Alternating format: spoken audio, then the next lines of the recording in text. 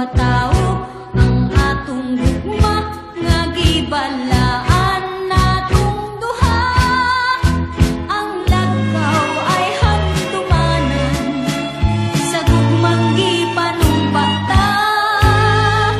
Piling ako itong himayang atong gisawaan, kay dito atong namugna unang kalipahing hilabihan.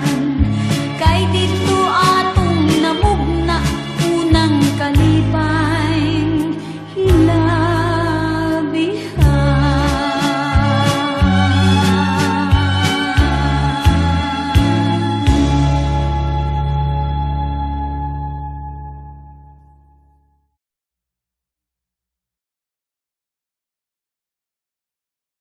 adlaw, abi kog nagubah na, unya natunas ug nawala na.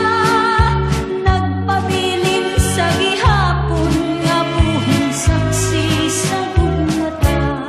Didto mataw ang atong gugma nga gibalaan natong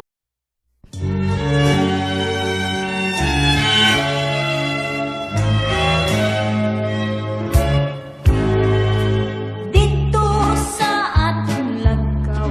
Ako misusi, ako mituaw, wa pagyoy jutay na daot bisan sa